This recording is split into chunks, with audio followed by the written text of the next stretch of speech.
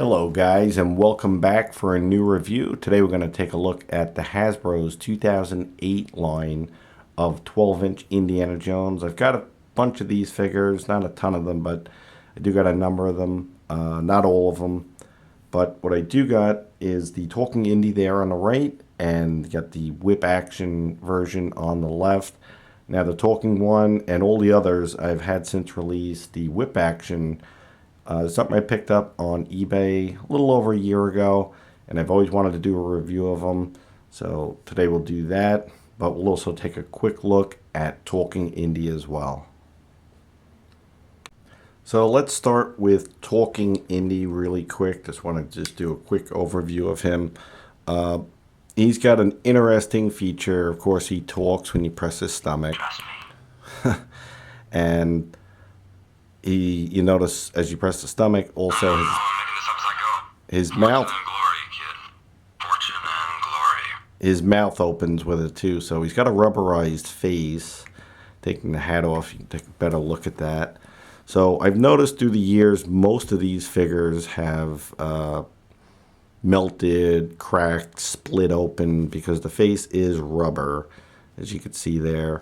Mine has actually held up really, really well. I don't know why, but it has.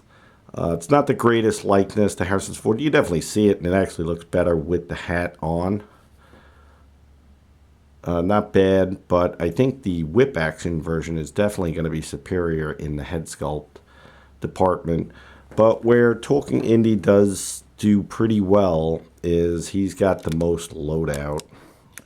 So you get the removable hat, you get the fertility idol as well. It's a nice feature. He gets the jacket, which the whip action version does not. He gets the whip. This is another thing that has gone south on most of these Indy figures, is the whip deteriorates. This one, the loop has broken off. It's just a rubber whip. But these typically fall apart, even sometimes in the package. His jacket, though, has held up pretty well. Haven't had any issues with that. So luckily with his face and his jacket, that's held up. I know a lot of times these type of faux leather jackets, especially from Hasbro, do not hold up very well. But he does come with the shirt, the holster, the belt, a coiled whip as well, which is a nice feature for when you're not using him with the standard whip. Brown pants and really nice detailed shoes. Take a quick look at the pistol. I believe that's a Webley. Look like a kind of probably a Webley 38. I don't know very well, but pretty sure that's what it is. Nice detail on that. There's no paint apps, but does look the part. But yeah, pretty good Indy. It's one I've had in my collection, again, since release in 2008. I think these came out during the Crystal Skull release. But that is Talking Indy. Let's go ahead and take a closer look at whip action Indy.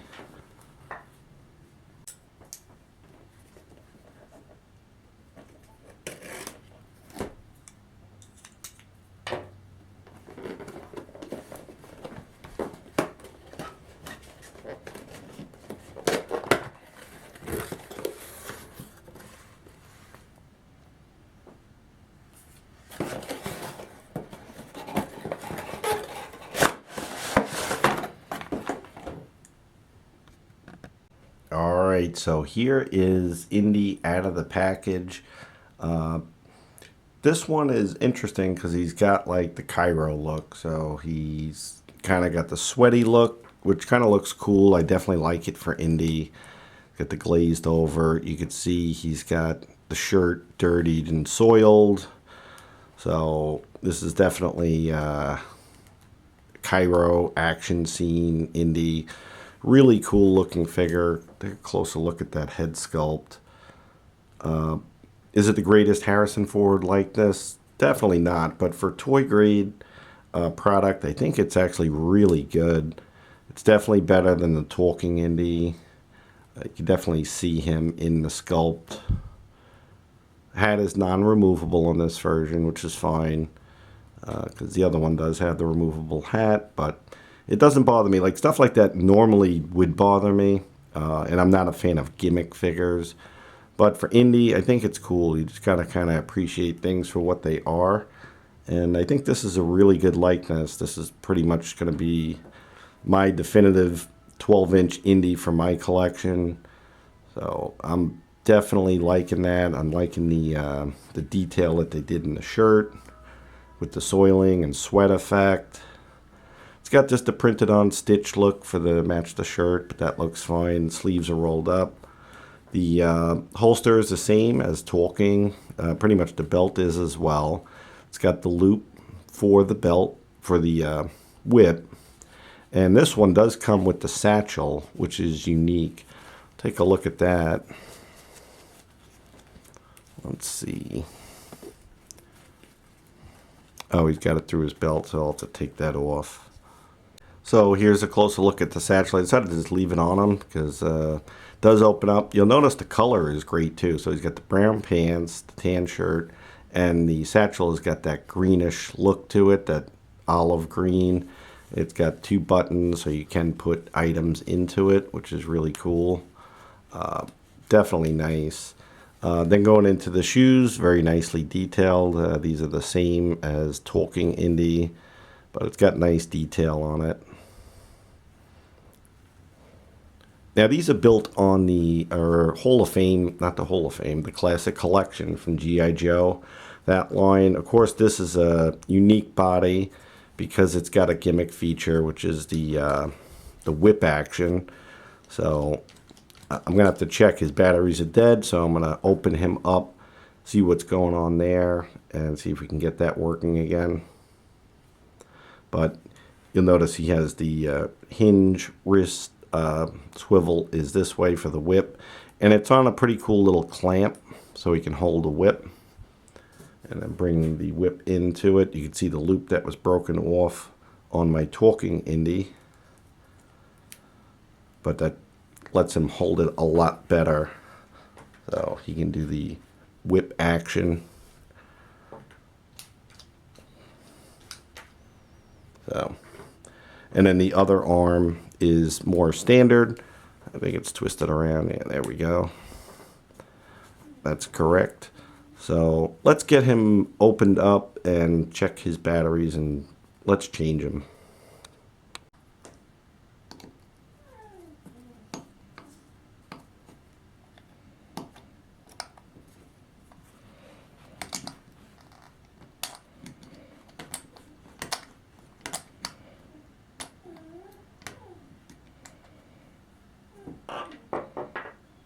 Okay, so those batteries were completely corroded. I just used a Q-tip with some alcohol on it to just clean out the all of the corrosion, so it looks good now. But unfortunately, I don't have those kind of batteries, so let's move on. Alright, so there they are side by side, Talking Indy and Whip Action Indy. So I do, you know, from my eye, it's Whip Action. I believe most people would agree that's definitely the better likeness. But they both bring a little something to the table. Notice that the shoes are different colors. I didn't expect that. But yeah, the head sculpt comparison is just night and day.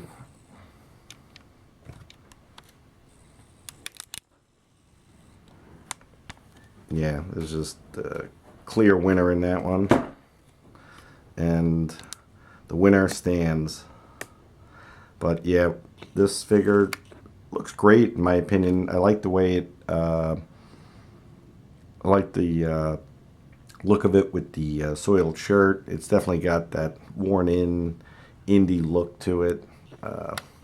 Really nice figure from 2008 from Hasbro. I'll have to see if I can source those batteries so we can get the whip action sounds, but at least it's cleaned out. That's another issue with figures that come with batteries in them, packaged for years. It's just going to be a problem down the road. So it's kind of good that he got broken out of his cardboard coffin so we can get those out of there and enjoy Indiana Jones. But yeah, really cool figure. I do recommend it. They're not too expensive on eBay. I think when I picked him up, I got him for 30 or 40 bucks. You can get them pretty much brand new in the box for about that price. There was another Indy, it's pretty rare, from the same line that was in the German disguise. But that one, I seen one on eBay for over 300, so definitely nothing I'm interested in. I think this will be my definitive Indy going forward. But thanks for taking a look. And as always, thanks for watching. Till next time.